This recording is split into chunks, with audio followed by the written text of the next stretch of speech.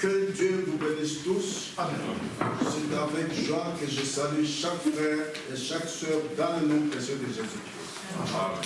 Et je salue d'une manière particulière notre sœur que je vois pour la première fois parmi nous. Que Dieu te bénisse, ma sœur.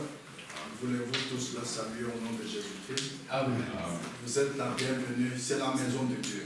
Cette maison n'appartient à personne. C'est la maison de Dieu. Vous pouvez venir toutes les fois que vous voudrez. Vous serez la bienvenue. Amen. Je vous invite à vous lever. Et nous lirons aujourd'hui dans Jacques chapitre 2, versets 14 à 22. Dans la Bible, nous lisons dans Jacques chapitre 2,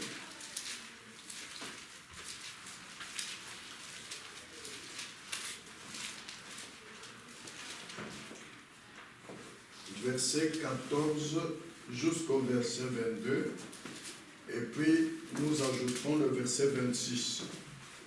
Je lis la parole de Dieu. Mes frères, que sert-il à quelqu'un de dire qu'il a la foi s'il n'a pas les œuvres? La foi peut-elle le sauver? Si un frère ou une sœur sont nus et manquent de la nourriture de chaque jour, et que l'un d'entre vous leur dise, allez en paix, chauffez-vous et vous rassasiez, et que vous ne leur donniez pas ce qui est nécessaire au corps, à quoi cela sert-il? Il en est ainsi de la foi. Si elle n'a pas les œuvres, elle est morte en elle-même. Amen. Mais quelqu'un dira, toi, tu as la foi, et moi, j'ai les œuvres. Montre-moi ta foi sans les œuvres, et moi je te montrerai la foi par mes œuvres. Tu crois qu'il y a un seul Dieu, tu fais bien. Les démons le croient aussi et ils tremblent. Veux-tu savoir, ô homme vain, que la foi sans les œuvres est inutile? Abraham, notre père, ne fut-il pas justifié par les œuvres lorsqu'il offrit son fils Isaac sur l'autel? Tu vois que la foi agissait avec ses œuvres et que par les œuvres, la foi fut rendue parfaite. Nous passons au verset 26. Comme le corps sans âme est mort, de même la foi sans les œuvres est morte. Amen. Amen. Que Dieu ajoute ses bénédictions à la lecture de sa parole. Amen. Amen. Vous pouvez vous asseoir. Dans Jacques chapitre 2, verset 14, nous avons lu: que sert-il à quelqu'un de dire qu'il a la foi s'il n'a pas les œuvres? Et dans Jacques chapitre 2, verset 22, nous avons lu: tu vois que la foi agissait avec ses œuvres et que par les œuvres, la foi fut rendue parfaite. Et enfin, dans Jacques chapitre 2, verset 26, nous avons lu: comme le corps sans âme est mort, de même, la foi sans les œuvres est morte. Oui, la foi sans les œuvres est morte. La foi sans les œuvres est inutile. Aujourd'hui, je désire vous parler sur la foi et deuxièmement, comment la foi agit. Puisque nous lisons dans la Bible, dans Hébreux 11, verset 6, « Or, sans la foi, il est impossible d'être agréable à Dieu. » Alors suivez bien les instructions bibliques que vous allez entendre aujourd'hui. Ne vous contentez pas d'appartenir à une église. Non. Dieu, il est le Dieu de justice. Sans la foi, vous ne pouvez pas lui être agréable. Mais quelle foi? C'est ce que nous allons découvrir dans les Saintes Écritures aujourd'hui. En ce qui concerne notre foi, en ce jour d'aujourd'hui, nous sommes au 7e âge de l'Église. Nous sommes au temps de la fin. Jésus-Christ revient bientôt. En ce qui concerne notre foi à nous, Dieu a dit, en Malachie chapitre 4, versets 5 et 6. Nous pouvons le lire. Malachie chapitre 4, versets 5 et 6. Je lis. voici, je vous enverrai Élie le prophète, avant que le jour de l'Éternel arrive, ce jour grand et redoutable. Il ramènera le cœur des pères à leurs enfants, écoutez pour nous, et les cœurs des enfants à leurs pères, de peur que je ne vienne frapper le pays d'interdit. Amen. Amen. Nous sommes les enfants dont Malachie 4:6 parle. Et nos pères, qui sont nos pères spirituels, sont les apôtres. Ainsi, notre foi aujourd'hui doit être semblable à la foi des apôtres. Et la foi des apôtres agissait toujours avec ses œuvres. Oui, en effet, lorsque l'apôtre Paul a dit, dans Acte 27, verset 25, et je lis dans la version Darby, est-ce que quelqu'un a la Bible de Darby?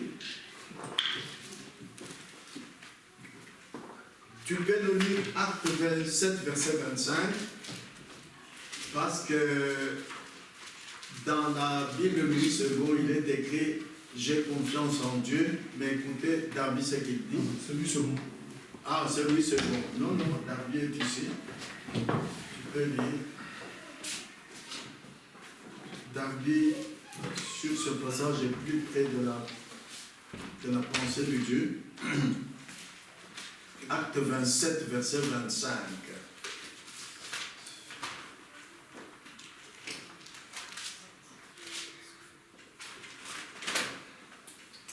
C'est pourquoi, Acte 27, 25. Oui. C'est pourquoi, ô homme, ayez bon courage, car je crois Dieu, et je sais que la chose arrivera comme il a été dit. Comme nous nous intéressons à sonder les Écritures pour connaître ce que dit la Bible sur la foi, l'apôtre Paul dit, ô homme, ayez bon courage, c'est-à-dire n'ayez pas peur, car je crois Dieu. Ça, c'est Paul qui déclare sa foi en Dieu. Comme toi, mon frère, toi, ma soeur, tu peux déclarer aujourd'hui, je crois en Dieu.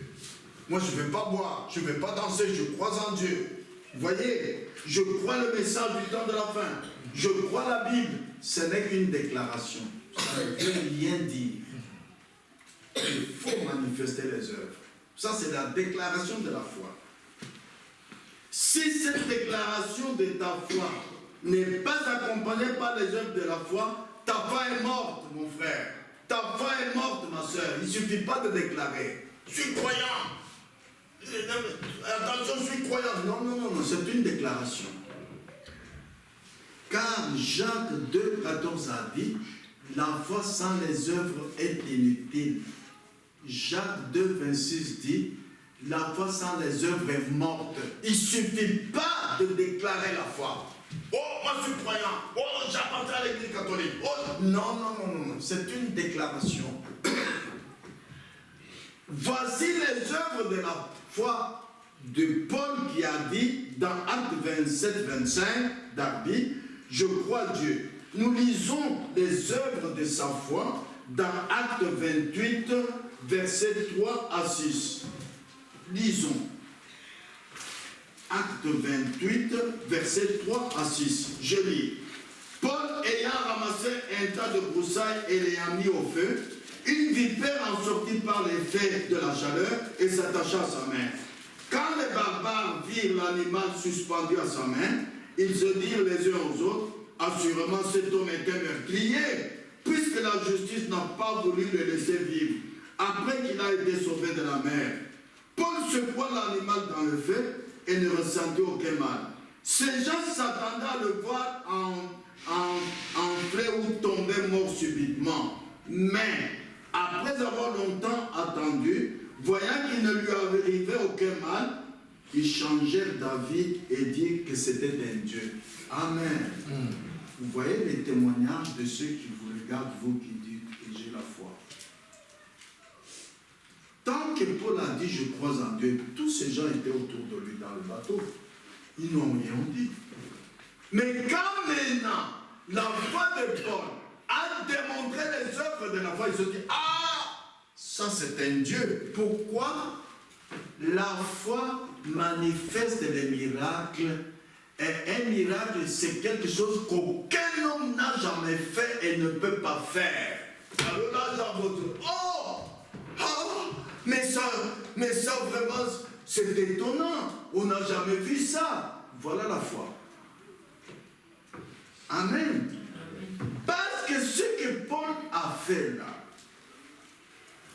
n'est pas avoir peur d'un serpent, le tenir à sa main et le jeter au feu, c'est ce que Jésus a dit dans Marc 16, versets 17 et 18.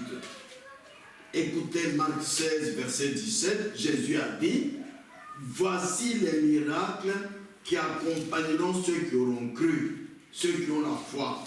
En mon nom, ils chasseront les démons, ils parleront de nouvelles langues, ils saisiront les serpents. Vous voyez, un véritable croyant qui a la foi, quand il voit un serpent, il le saisit. Il n'aura pas peur du serpent, parce que c'est une promesse de Dieu. Un croyant met la promesse de Dieu en pratique sans peur. Mais quand vous voyez quelqu'un devant un serpent, il n'a pas la foi. Il n'a pas la foi.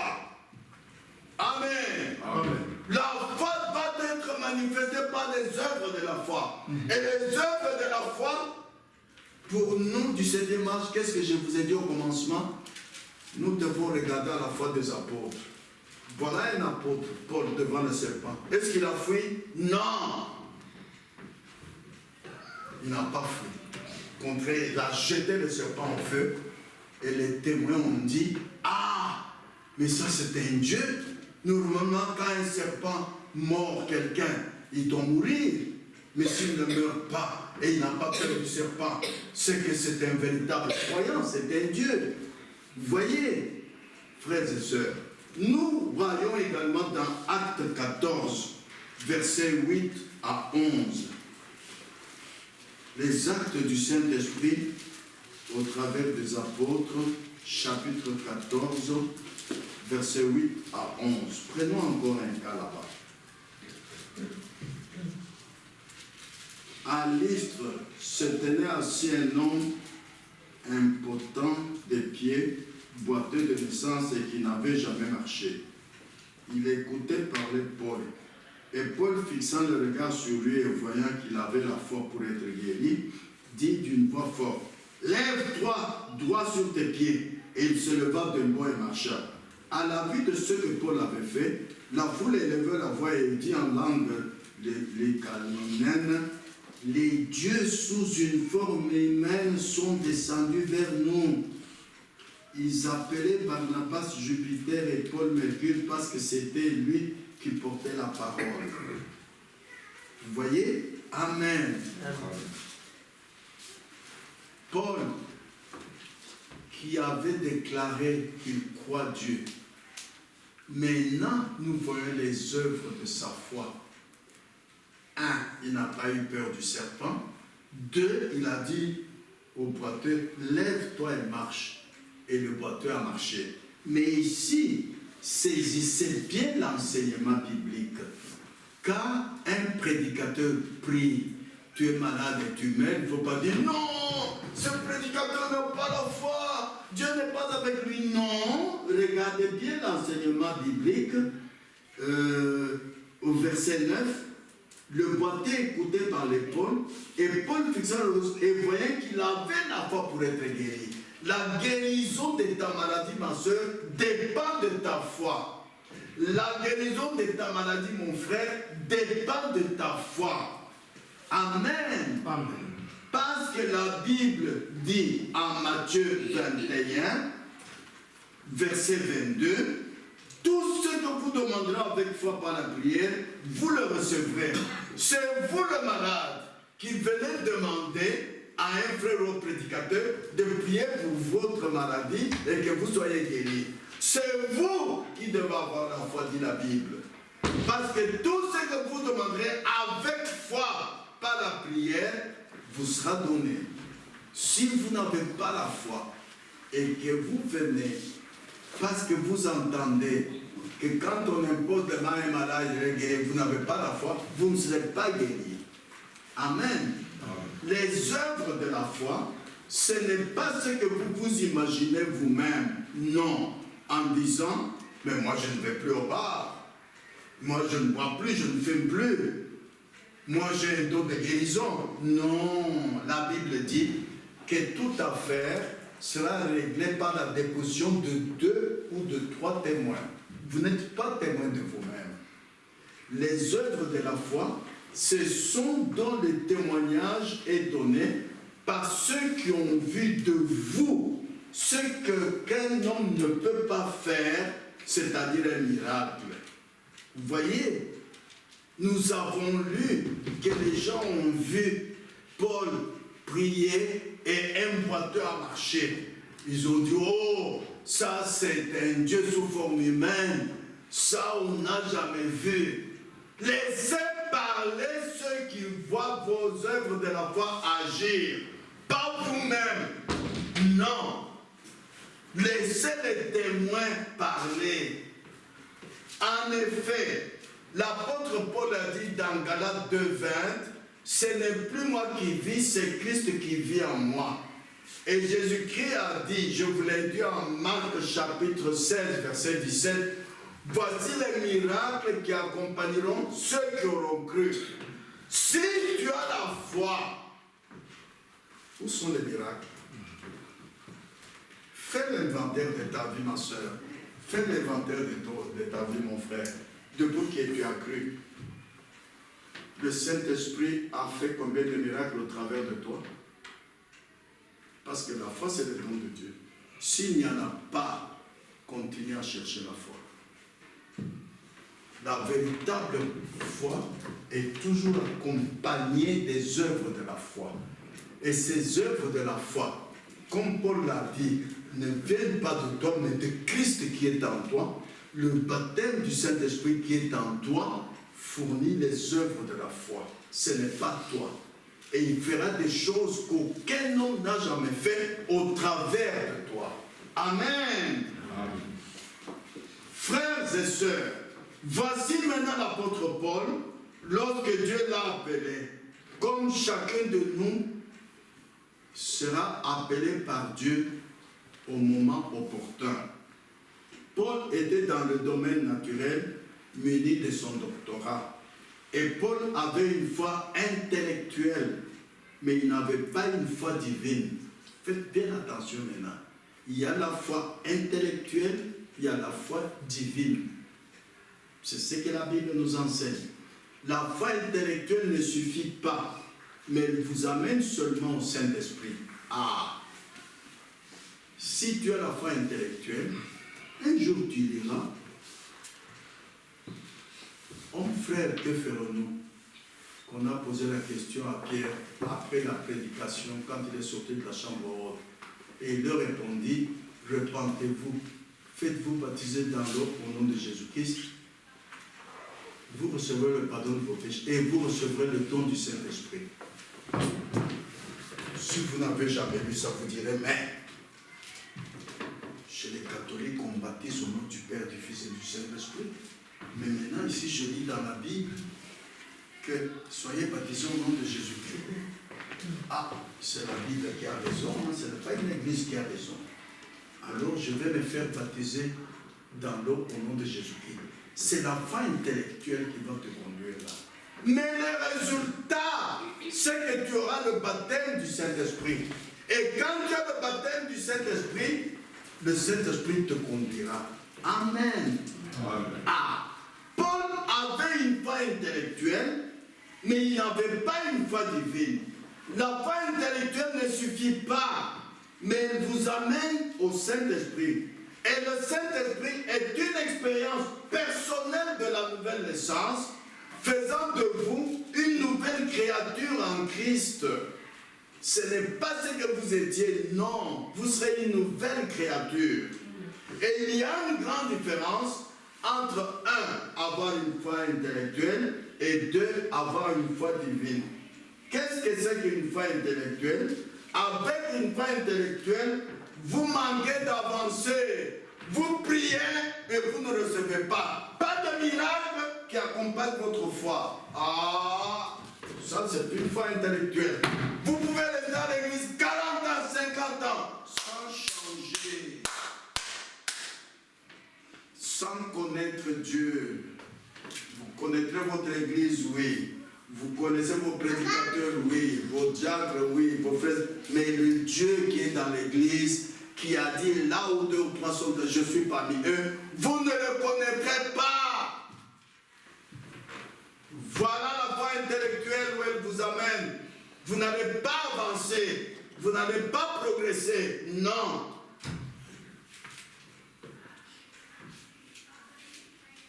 Vous allez dire, moi je pense que, moi j'ai lu dans la Bible, moi j'ai lu dans la brochure, moi je connais le prophète du temps de la fin, moi je connais la doctrine de notre église. C'est bien, mais ça ne vous fera pas avancer. Vous demanderez et vous ne recevrez pas. Vous n'aurez jamais de vision. Vous n'entendrez jamais la voix de Dieu. Pourtant la Bible l'atteste. Aujourd'hui, si vous entendez sa voix, n'endurcissez pas vos cœurs. Mais cette voix, vous ne l'entendrez jamais. Voilà la foi intellectuelle. Tandis que la foi divine, qu'est-ce que c'est? Pour cela, il vous faut avoir une révélation divine de Jésus-Christ, laquelle vient du cœur. Comme Pierre, dans Matthieu 16, versets 15 à 17. Lisons le cas de Pierre. Dans Matthieu 16, versets 15 à 17.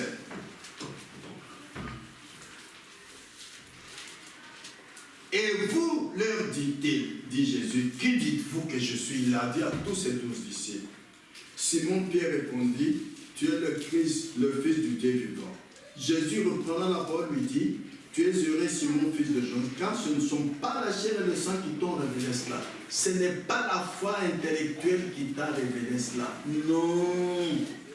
Mais c'est mon Père qui est dans les cieux. Vous voyez, la révélation divine, la foi divine, c'est la révélation qui vient d'en haut. Et vous la recevez dans votre cœur. Quand Pierre a répondu à la question de Jésus, tous les 12 disciples étaient là. Cela ne leur avait jamais été enseigné. Mais Pierre l'a reçu dans son cœur que cet homme, il est le Christ, le Fils du Dieu vivant. Et Jésus a confirmé cela. Vous voyez la foi divine, frères et sœurs. Nous lisons également le cas de Paul pour montrer la foi divine dans les actes du Saint-Esprit par les apôtres, dans Actes 27, versets 23 et 24.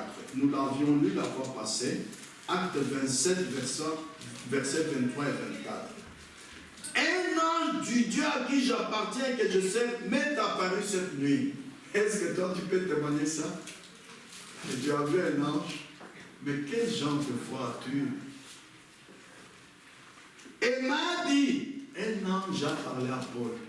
Toi, un ange t'a déjà parlé? Dieu t'a déjà parlé? Alors, maintenant, demande-toi quelle sorte de foi tu as. Examine-toi aujourd'hui. Et m'a dit, Paul ne crains point.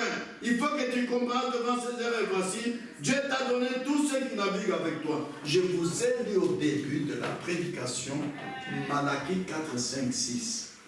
Que notre foi, dans ce 7e âge, dans ce temps de la foi, doit être semblable à la foi des apôtres au premier âge. Et voici la foi des apôtres. Pierre a entendu Dieu lui dire dans le cœur, cet homme, c'est le Fils du Dieu vivant. C'est une révélation qu'il a eue. Aucune église n'enseignait ça dans ce temps-là. Et maintenant, Paul, un ange lui apparaît. Il lui dit, malgré que votre bateau est en train de tanker à cause de la grande tempête, ne crains point. Aucun de vous ne va mourir. Il n'y aura d'autre perte que celle du navire. Amen. Voilà la foi qui est la foi divine. Les choses dont tu parles, c'est Dieu qui t'a dit. Pas une église, pas un prédicateur, Dieu d'en haut. Ou un ange de Dieu est venu te dire ça. Alléluia. Voilà la foi divine. Lorsque Dieu a appelé Paul, Paul était en route vers Damas. La colonne de feu l'a frappé en plein visage et l'a renversé de son cheval. Alors Paul a entendu une voix qui dit, « Saul, Saul, pourquoi me persécutes-tu » Paul a répondu, « Qui es-tu, Seigneur ?» Je m'arrête un peu là. Vous vous êtes déjà demandé comment Paul, qui était chez les pharisiens, qui maltraitait les chrétiens, qui ne connaissaient pas Dieu, pour la première fois qu'il entend une voix qui lui dit, Saul, il dit, qui es-tu, Seigneur? Pourquoi il appelle Seigneur? Je vous ai dit que la foi intellectuelle ne suffit pas, mais elle peut vous conduire au baptême du Saint-Esprit. Saul, dans la foi intellectuelle, il savait quelles sont les couleurs qui accompagnent l'Esprit de Dieu lorsqu'il apparaît à quelqu'un. Il connaissait les 7 couleurs. Comme vous voyez les couleurs qui sont dans l'arc-en-ciel, ce n'est pas un homme qui a mis ces couleurs-là dans l'arc-en-ciel, c'est Dieu lui-même. De la même manière, quand Dieu apparaît à quelqu'un et lui parle, dans la colonne de feu a 7 couleurs. Quand Paul a vu cette couleur, Saul a vu cette couleur, il a dit, ah, je sais qu'il y a un feu qui est, comment dirais-je, marqué par cette couleur, c'est Dieu qui est dedans. Alors il a dit, Seigneur, qui es-tu que je persécute? La foi intellectuelle lui a dit que c'est Seigneur. Maintenant, écoutez la réponse du Seigneur. Le Seigneur a dit, je suis Jésus que tu persécutes. C'est écrit dans Actes chapitre 9. Tremblant et saisi d'effroi, Paul dit, Seigneur, que veux-tu que je fasse?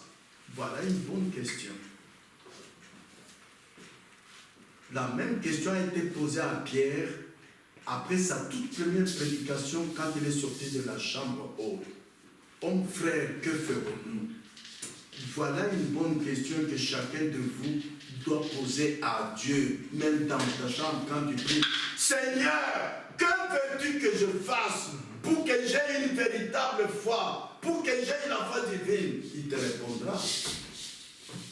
Que veux-tu que je fasse? Le Seigneur lui dit, lève-toi, entre dans la ville, on te dirait ce que tu dois faire. Paul se releva de terre, et bien que ses yeux étaient ouverts, brusquement il n'aurait plus rien. Il était devenu aveugle. Et il y avait là à Damas un vieux prédicateur nommé Ananias qui avait des visions. Maintenant, je vous fais découvrir encore dans les Écritures la foi qui a été transmise au sein une fois pour toutes, que nous lisons dans Jude 3. Nous lirons bientôt. Mais nous devons découvrir maintenant dans les Saintes Écritures comment est-ce qu'Ananias a eu des visions. Comment est-ce qu'Ananias avait reçu la foi qui a été transmise au sein une fois pour toutes. Comment est-ce qu'Ananias est parvenu à entendre la voix de Dieu qui lui parle, alors que toi tu n'entends pas, alors que toi mon frère tu n'entends pas. Nous lisons dans Actes chapitre 9, versets 10 à 18. Découvrez avec moi cela dans la Bible. La Bible ne ment point. Actes chapitre 9, versets 10 à 18. Je lis. Or, il y avait à Damas un disciple nommé Ananias. Le Seigneur lui dit dans une vision. Ananias lui répondit, me voici Seigneur. Et le Seigneur lui dit, lève-toi, va dans la rue qu'on appelle la droite et cherche dans la maison de Judas un nommé Saül de Tarse. Car il prie et il a vu en vision un homme du nom d'Ananias qui entrait et qui lui imposait les mains afin qu'il recouvrait la vue. Ananias répondit, mais Seigneur, j'ai appris de plusieurs personnes tout le mal que cet homme a fait à tes saints dans Jérusalem. Je m'arrête un peu ici. Dieu parle à Ananias, le Dieu de vérité, et maintenant Ananias refuse ce que Dieu lui dit, parce que beaucoup de gens disent, quand Dieu te dit quelque chose, peu importe quel million de gens parlent, peu importe que toute ta famille dit la chose contraire à ce que Dieu dit, jetez cela. Prenez ce que Dieu te dit. Amen. Amen. Maintenant, écoutez le verset 14. Ananias continue à parler de Paul. Et il a ici des pouvoirs de la part des principaux sacrificateurs pour lier tous ceux qui invoquent ton nom. Mais le Seigneur lui dit, va, car cet homme est un instrument que j'ai choisi pour porter mon nom devant les nations, devant les rois et devant les fils d'Israël. Je m'arrête encore une fois. Frères et sœurs, cela doit vous faire réfléchir sur Malachie 4, 5, 6. Élie le prophète que Dieu a envoyé dans notre temps est venu ramener le cœur de nous les enfants à nos pères spirituels. Mais voici un apôtre qui entend la voix de Dieu. Pourquoi est-ce que toi tu n'entends pas la voix de Dieu? La Bible ne peut pas mentir, n'est-ce pas? Il y a quelque chose qui ne va pas avec ta foi. Demandez-moi, frère, quand tu as déjà entendu la voix de Dieu? Oui! Je prêchais un jour dans un village il y a longtemps. La nuit, j'entends une voix qui me dit, Kanda, Kanda, lève-toi, lis dans la Bible, tel passage. Je me suis levé, j'ai lu le passage de la Bible, je n'ai pas compris qu'est-ce que Dieu voulait me dire. Après, je lui ai demandé, Seigneur, que signifie ce que tu m'as dit? Après, j'ai eu une inspiration dans le cœur. Si tu dis que tu as la foi, et tu n'as jamais entendu la voix de Dieu, il y a quelque chose qui ne va pas avec ta foi. Non. Non, non, non, non, non, non, non. Parce que la Bible affirme cela. Parce que les apôtres ont entendu la voix de Dieu. Toi aussi, tu peux entendre la voix de Dieu. Examine bien si tu as la foi divine ou la foi intellectuelle. Voilà le problème. Maintenant, qu'est-ce qu'Ananias a fait? Reprenons la Bible. Acte 9, verset 17. Ananias sortit, et lorsqu'il fut arrivé dans la maison, il imposa les mains à Saul en disant, Saul, mon frère, le Seigneur Jésus, qui t'est apparu sur le chemin par lequel tu venais, m'a envoyé pour que tu recouvres la vue et que tu sois rempli du Saint-Esprit. Au même instant, il tomba de ses yeux comme des écailles et il recouvra la vue. Il se leva et fut baptisé. Amen. Amen. Qu'est-ce que c'était tout ça? Dieu est apparu en vision à Ananias. C'est le même Dieu que nous avons aujourd'hui. Et la foi que Jésus a apportée à Ananias a annulé les raisonnements d'Ananias, a annulé la foi intellectuelle et a manifesté dans l'Église les résultats qui accompagnent la foi d'Ananias. Voilà la foi avec les œuvres. Ces œuvres ne viennent pas de toi, mais de Christ qui est en toi. Parce qu'il a dit, sans moi, vous ne pouvez rien faire. Il te faut Christ dans le cœur, par le baptême du Saint-Esprit. Ah, frères et sœurs, il est temps de laisser l'Église de Dieu comprendre qui elle est. L'Église de Dieu n'est pas une dénomination. Elle n'est pas semblable à toutes les autres églises, même s'il y en a une à côté ici. Ne faites pas attention à ce qu'elle fait. Du temps de Jésus, c'était la seule église? Non! Il y avait les pharisiens, les sadducéens, et ils critiquaient ce qui se passait dans l'église de Jésus. C'est la même chose aujourd'hui. Moi, votre frère, j'étais chez les catholiques quand j'étais jeune. Mon père et ma mère m'avaient fait baptiser bébé. J'ai grandi chez les catholiques. Mais quand je suis arrivé aux humanités, ceci tourmentait mon cœur. Comment est-ce que je vais à l'église tous les jours?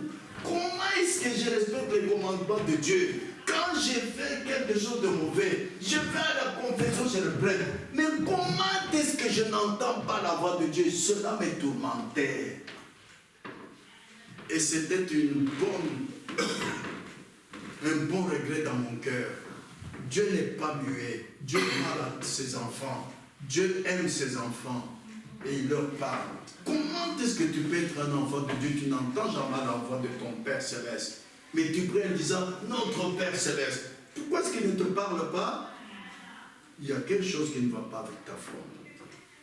C'est que tu te tournes beaucoup du côté de la foi intellectuelle. Il est temps de laisser l'Église de Dieu comprendre qui elle est. Mais la chose est qu'ils oublient ce qu'ils sont. Nous lisons dans les actes du Saint-Esprit au travers des apôtres, au chapitre 14, verset 16. Lisons. Actes chapitre 14, verset 16. Je lis. Ce Dieu, dans les âges passés, a laissé toutes les nations suivre leur propre voie. Le problème, c'est que quand Dieu nous a appelés, de la même manière qu'il a appelé Saul, Saul, pourquoi me persécutes-tu? Va là où on te dit ce que tu dois faire. Regardez comment Dieu nous a appelés. Alors que dans le temps passé, que dit la Bible, Dieu a laissé toutes les nations suivre leur propre voie. Maintenant, quand Dieu nous a appelés, nous lisons dans 2 Corinthiens, chapitre 6, voilà ce que beaucoup de gens ont. Versets 17 et 18. Je lis.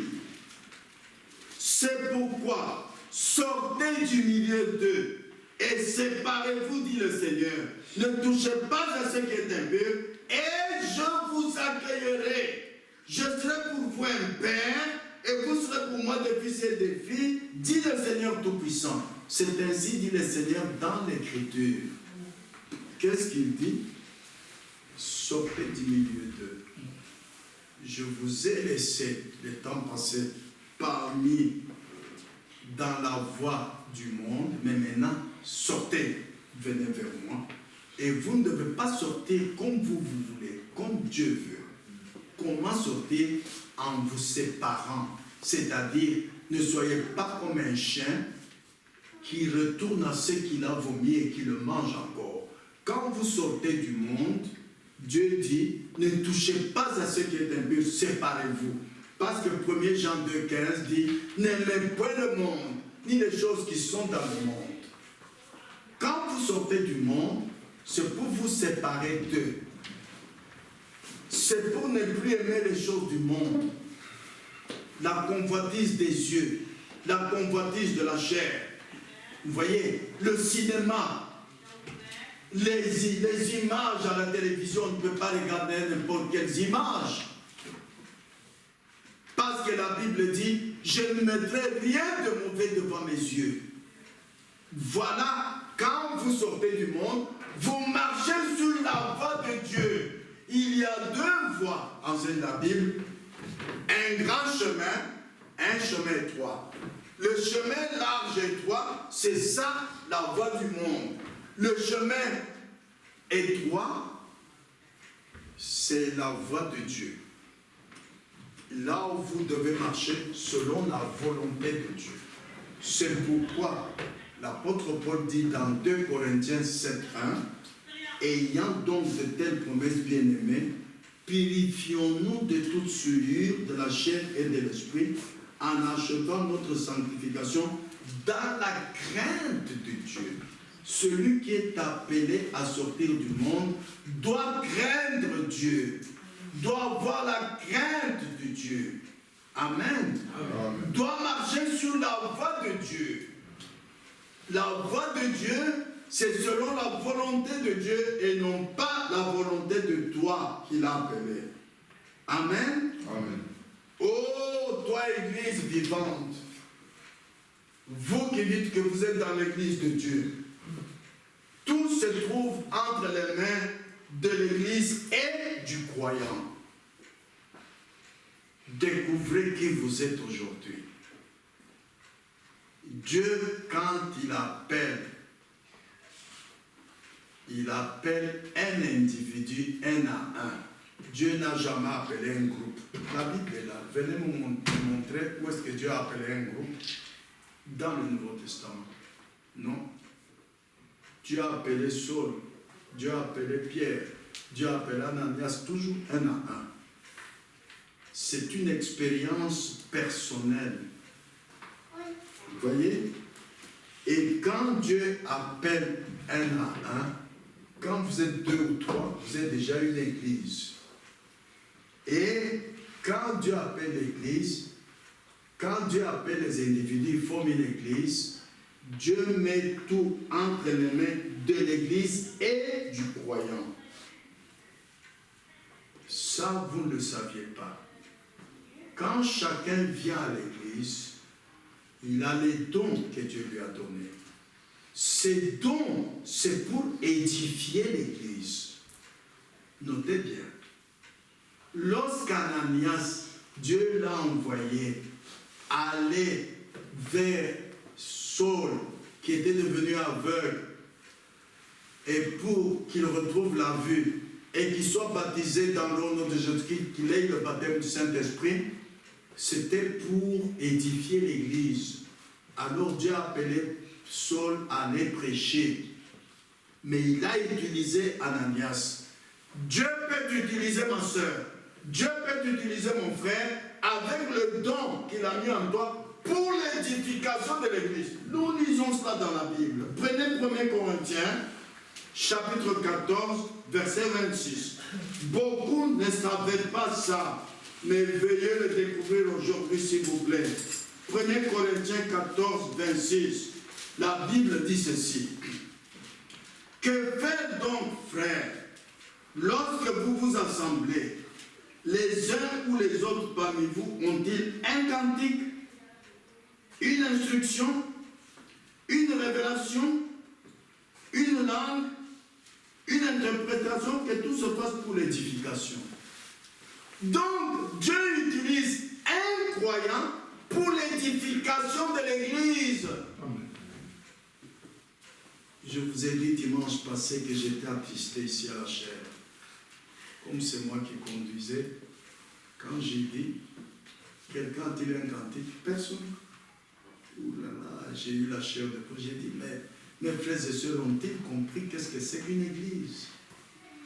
On a chanté à la fin, j'ai dit, mais si vous chantez si bien à vous tous, pourquoi est-ce qu'il n'y en a pas un? C'est l'Écriture qui les dit. Les uns ou les autres parmi vous ont-ils un cantique? Ça s'adresse à un croyant, à une croyante. Si tu as un cantique, le don que Dieu t'a donné de chanter, l'inspiration que Dieu t'a donnée, qu'aujourd'hui, ce dimanche, je vais aller chanter, c'est pour l'édification de l'Église. Mais comment est-ce que tu ne le fais pas? Quand Ananias a obéi à Dieu, est allé imposer les mains à Saul, c'est pour qu'il recouvre la vue, enfin qu'il lui prêche, qu'il lui parle de Jésus-Christ et qu'il aille le baptiser dans l'eau. Il a reçu le baptême du Saint-Esprit, c'est pour qu'il aille prêcher, c'est pour l'édification de l'Église. Mon frère, ma soeur, sache-le aujourd'hui, quand tu dis que tu as la foi, et quand nous nous réunissons, le don que Dieu t'a donné, que ce soit un don naturel ou un don spirituel, c'est pour l'édification de l'Église. Parce que la Bible continue à dire, si tu parles en langue, si tu as une interprétation de langue, si tu as une vision, ce n'est pas pour toi, c'est pour l'édification de l'Église. Alors fais-le, s'il te plaît. Dieu a tout mis entre les mains de l'Église et du croyant au singulier. Regardez dans 2 Rois chapitre 3 verset 15. Lisons cela. Vous allez comprendre que c'est vrai ce que notre frère dit, le don que Dieu m'a donné. Quand je me décide de le mettre en action, j'édifie l'Église. 2 Rois 3, 15. Lisons. Si quelqu'un a trouvé, il peut lire. 2 Rois chapitre 3, verset 15.